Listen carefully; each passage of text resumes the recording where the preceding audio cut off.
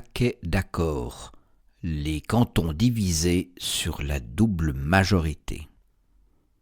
Éditorial de la Nation du 28 novembre 2025 par Félicien Monnier.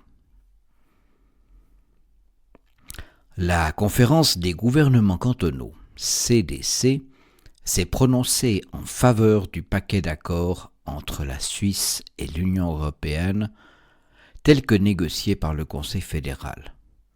Son communiqué du 24 octobre précise toutefois que ce soutien ne constitue pas un blanc-seing.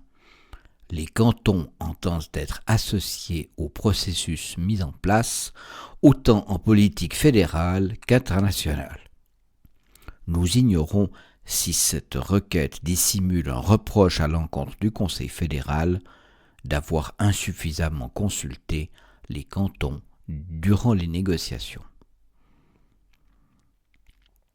Les domaines concernés par les accords, notamment en matière d'électricité, touchent directement les collectivités locales et certaines compétences relevant des cantons. Dans le temps du 5 novembre, le municipal lausannois Xavier Compagnie s'est opposé à l'accord sur l'électricité. Il dénonce la libéralisation qu'il introduit. M. Compagnie ajoute qu'il compromettra les investissements dans le renouvelable.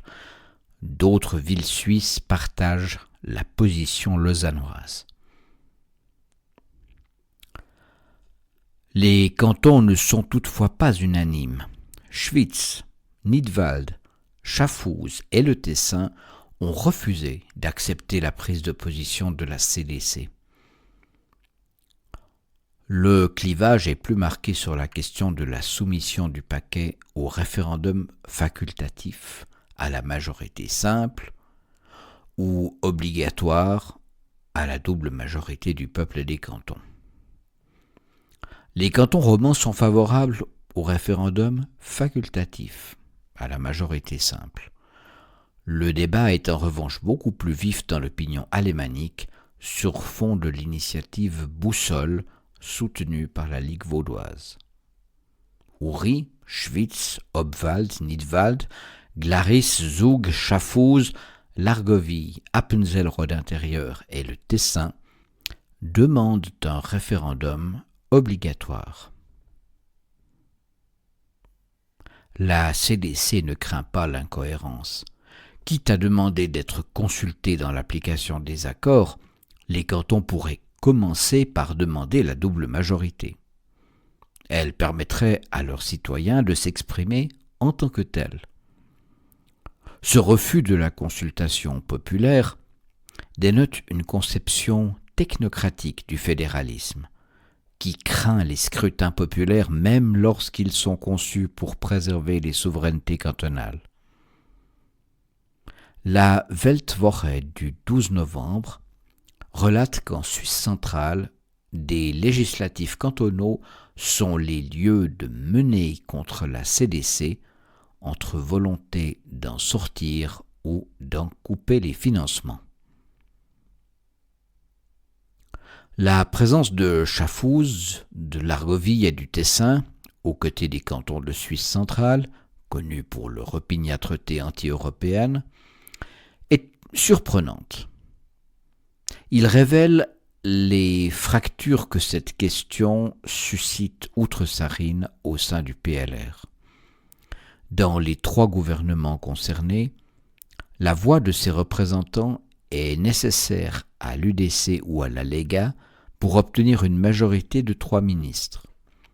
Dans sa prise de position publiée dans la dernière édition de La Nation, la Ligue vaudoise a également soutenu un référendum obligatoire.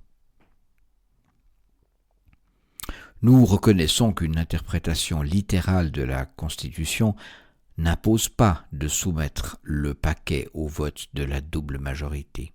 En soi, le paquet ne nous fait pas adhérer à une organisation supranationale. Les mécanismes de reprise automatique du droit de l'UE nous en rapprochent toutefois dans la perte de souveraineté qu'ils impliquent et la manière qu'ils ont d'hypothéquer l'avenir. L'effet de cliquet qu'ils introduisent rend tout retour en arrière illusoire. Simultanément, constatant que l'UE a fortement évolué dans les 30 dernières années. Elle mène désormais une politique de puissance, notamment par son soutien à l'industrie de défense ou par les sanctions qu'elle prend dans le cadre de certains conflits armés.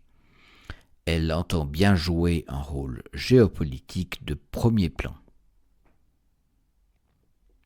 Depuis le traité de Rome en 1957, l'Union est fondamentalement conçue comme le fruit d'un processus d'intégration sans cesse plus étroit entre ses membres. Les traités européens successifs n'ont cessé de le répéter et d'en prendre acte. La Suisse n'échappe pas à cette pente vertigineuse. L'adhésion au paquet d'accords, la reprise automatique du droit des domaines concernés, augmenteront l'intégration de la Suisse à l'univers économique et technique de l'UE. Les termes exacts de la Constitution ne permettent pas d'appréhender de telles adhésions par glissement. La nature de l'UE, voulue par ses fondateurs, oblige à considérer que le paquet d'accords, négocié et approuvé par leurs successeurs, soit soumis à la double majorité. Le Conseil d'État vaudois n'a pas saisi l'occasion de défendre le canton contre une perte de souveraineté. Il accepte donc de réduire ses propres compétences. Étrange considération pour les responsabilités qui lui sont confiées. La lecture de cet éditorial étant maintenant terminée, nous vous rappelons que La Nation paraît chaque 2 semaines et contient beaucoup d'autres articles originaux et intéressants. Nous vous invitons à vous y abonner sur notre site internet www.ligue-vaudoise.ch.